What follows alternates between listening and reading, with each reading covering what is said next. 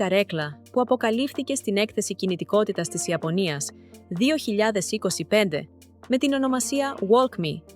Μπορεί να πλοηγηθεί σε περίπλοκα περιβάλλοντα με τα 4 αρθρωτά της πόδια.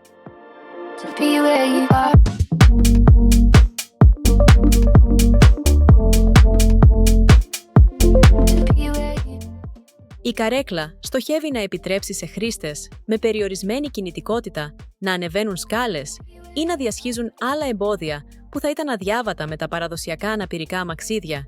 Είναι επίσης ικανή να σηκώνει τον χρήστη, ώστε να μπορεί να έχει πρόσβαση σε αυτοκίνητα και άλλα υπερυψωμένα οχήματα ή πλατφόρμες. Αναπτύχθηκε από την Toyota και διαθέτει 4 πτυσσόμενα πόδια και ένα κάθισμα σχεδιασμένο για να υποστηρίζει τη σωστή στάση του σώματος.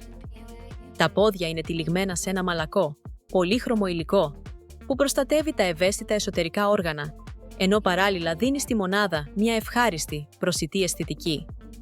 Τα πόδια είναι εντελώς ανεξάρτητα, με κάθε ένα να λυγίζει, να σηκώνεται ή να διπλώνεται για να διευκολύνει την ευελιξία.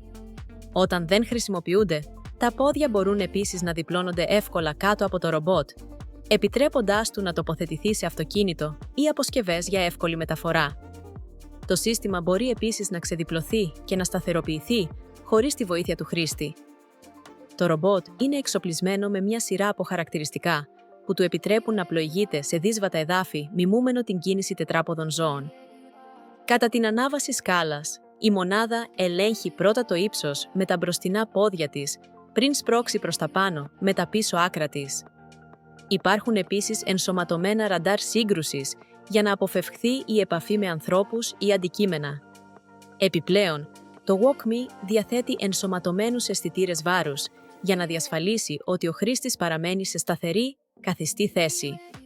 Εάν το ρομπότ ανιχνεύσει κάποια ανισορροπία, μπορεί να ρυθμίσει και τα 2 πόδια του, καθώς και την κλίση του ίδιου του καθίσματος, για να διασφαλίσει ότι ο χρήστης αισθάνεται άνετα και ασφαλής.